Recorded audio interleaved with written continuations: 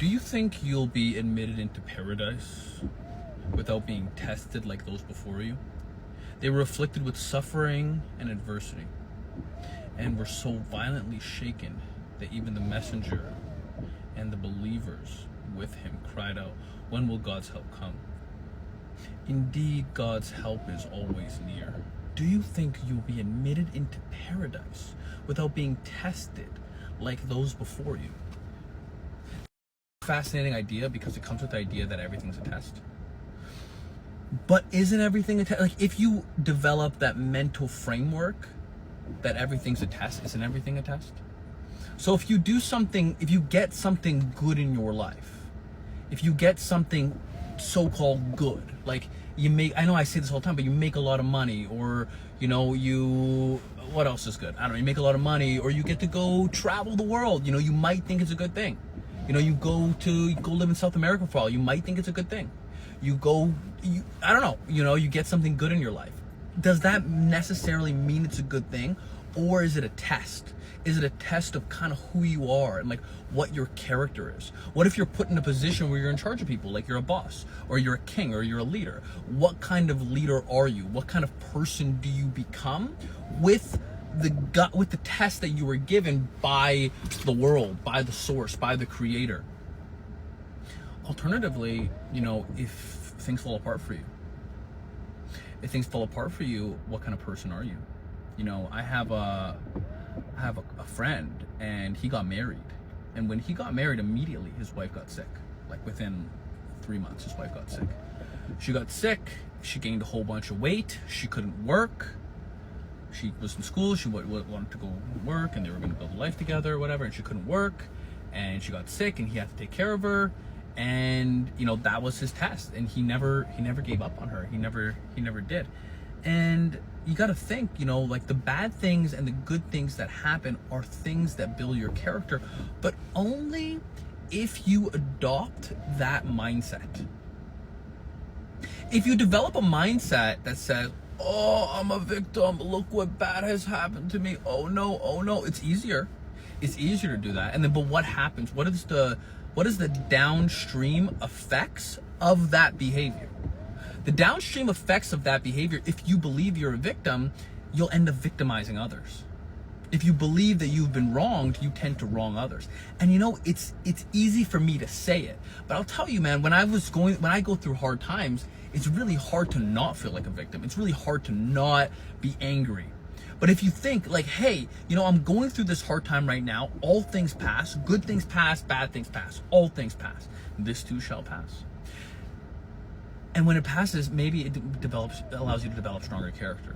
And maybe that is what your soul is. Maybe your soul is, you're in a cocoon, you're in a development stage before you move on to the next life, before this place ends and you move to the next world. But in that time, you were given a series of good and bad things to test who you are. I read again. Do you think you will be admitted into paradise? Which means that, maybe I'm right. Maybe the test is to clear your soul with the good things and the bad things that happen. It's like this place is a place that's supposed to elevate you through bad things happening or through things happening.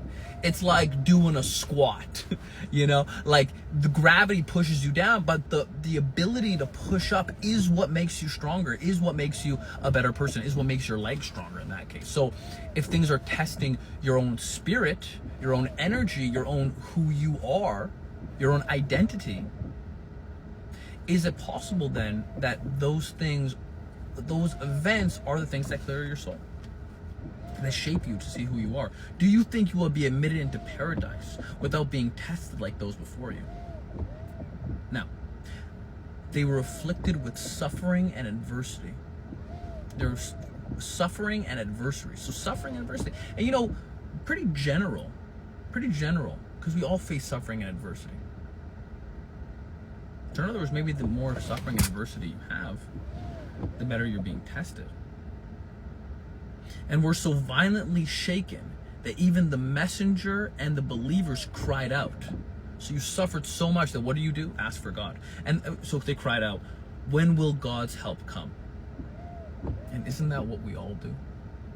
When we go through hard times, whether you're an atheist, believer in God, or whatever, when you're alone, what do? You go, oh, please help me get out of this situation. You know, when I was a kid, I'd lose something. Please, God, help me find it.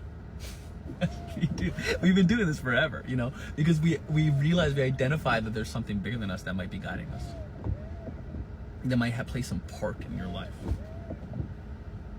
When will God's help come? Indeed, God's help is always near.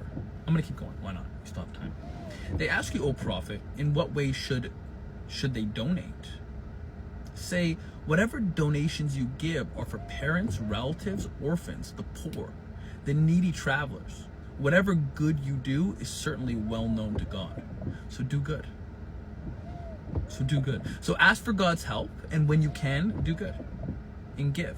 And maybe that's part of developing your own spirit. Remember how I was talking about earlier when you make money? Yeah, I swear I didn't even read the second verse. But when you make money and then that money can corrupt you, you get something good and then you can be corrupted with that thing.